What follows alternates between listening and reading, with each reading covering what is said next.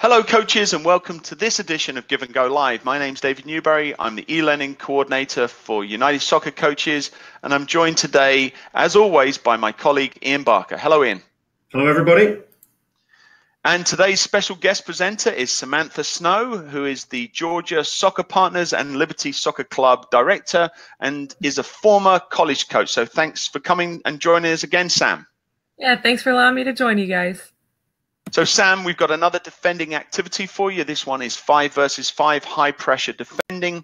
And this is probably an activity that many coaches have used in their training session. And we're going to go through some of the nuances and some of the things that we can do to change some of the challenge level of an activity that is relatively simple to set up. And let's talk about the setup. We can see here that we have an area that's about 25 by 25 yards a square. We, of course, can make that size different for different age groups. And then we have in the middle of the area a line of cones that separate the area into two halves of the field. We have 5 versus 5 on each side. The Reds in this case have possession and the blue team are defending. And the way this activity works is the coach will pass the ball in. We've created a turnover, so the ball has been played into the Blues and the Blues have immediately passed the ball back over to the Reds to create that turnover situation. And then the Blues are in the process of sending 3 defenders over to defend against the 5. The Reds in possession have to try and make a number of passes. In this case, we've said 5 to 7 passes. And if they do, they win a point. The Blues have to come in, try and win possession, and then recycle the ball back to their team. So, Sam, let's talk about some of the methods that we might employ in sequence 1. So the 3 defenders that are going over, they've got to make sure that they're working together and they're staying connected. So I think one of the most important things for these blue defenders is they are going to have to make sure they are talking and communicating with each other. With Reds having 7 passes, it's not that big of an area, so they could be able to get it quick if the Blues are not organized and staying connected. So they've got to make sure they've got that pressure on the ball right away.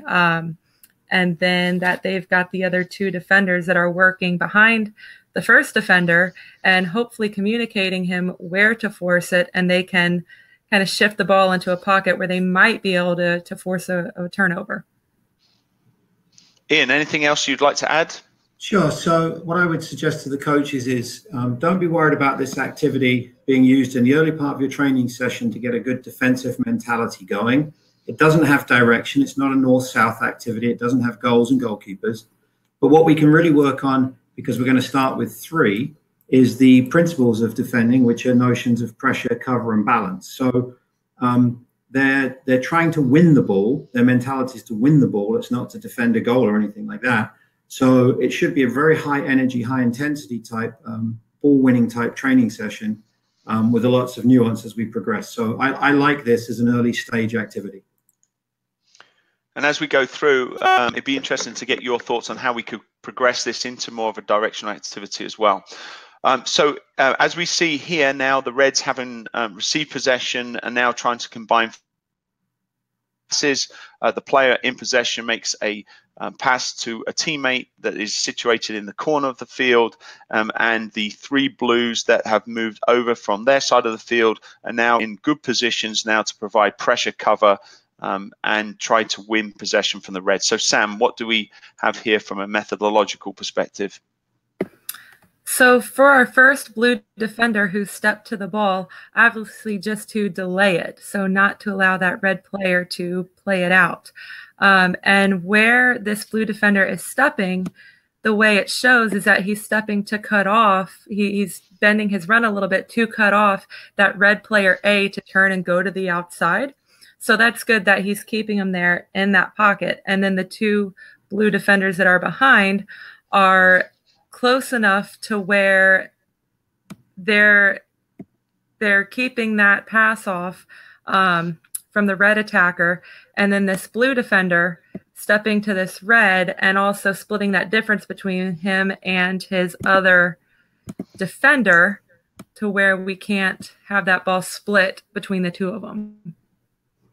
Ian, anything to add?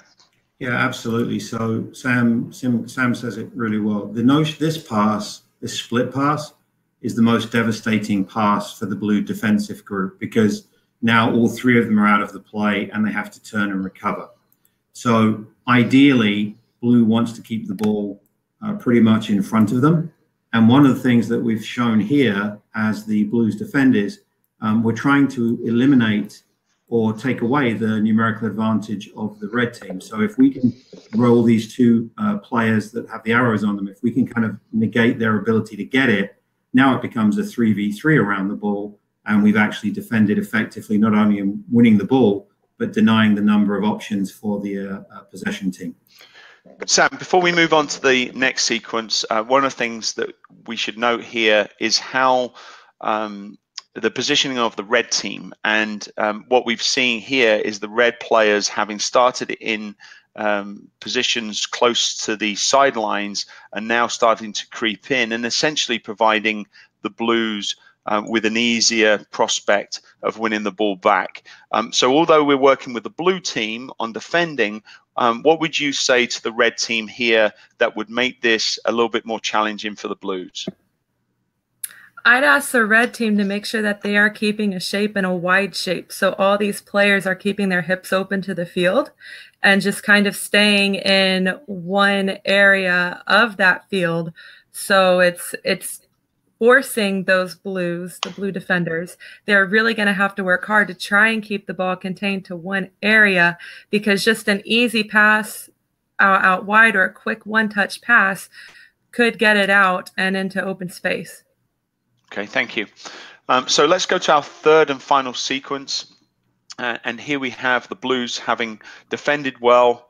They've won possession, and now they now have to attempt 5 to 7 passes in their half of the field. So the transitional moment when the blues win it and they pass now creates a situation where the 3 blues that were defending now have to get into positions in their own half of the field so they can keep possession, and then the reds can send 3 players, 1, 2, and 3, into the area to now win the ball back there. So it's a pretty consistently fluid activity, one side to the other, and we can certainly create a competition with an end game for both teams. So Sam, let's talk about what you see here that might help the coaches. So as soon as blue wins it, one thing that I've liked to have my teams do in the past is when blue wins it, instead of just they win it and they thump it right across, just not really a purpose, just trying to get it across and get it away from the reds, I'd like to ask them, try and connect a pass with another blue first in that area where you've won it, and then we can find a space to give a good pass. Because if we play a poor pass in to our team on the other side, it's going to be hard for them to control it, and already that set us up for failure almost, and that's going to make it easier for the reds to put pressure and force a mistake if our first pass is already sloppy. So again, blues, you win it, let's connect a pass inside before we get it across, and then there's a point for them. Ian, earlier on we mentioned about this being a non-directional activity. Can you tell us how you might progress the activity to make this more directional? Sure. So what I would probably do is at some point I would add a target player on either end of this activity. And so the idea would be that the reds would get their number of passes off, and then they would hit the target at this end. And obviously, if the blues got their number of passes off, they would hit the target at that end. What that then does is it gives the defending players, the defending 3, something to protect against, which is the penetrating pass across the grid. If they win it, of course, they play back, which is perfectly reasonable too. So I'd probably just add in some target opportunities to give more game realism, and that's what we'd always be trying to do. What I like about what we've got here is this notion of transition. So as blue have won the ball, how quickly can they transition to possession on the far side of the grid? And as the reds lose it, how quickly can they recover in order to try and get the ball? So transition is something that's sometimes difficult for coaches to coach or train, but it's really explicit in this type of activity. So I'd be building in notions of transition as we go through here. And some of the methodological challenges that we can change and adapt. The first one being that of the tempo. So because we are focusing on defending, and to make it more difficult for defending, we can create a 2-touch maximum for the team in possession, the attackers. So now the ball is moving quicker, which obviously makes it more difficult to defend, particularly if the players in possession are competent. The second change we can make is we can only send 2 defenders into the area, not 3. 2 defenders, of course, might find it more difficult to defend against 5 than 3.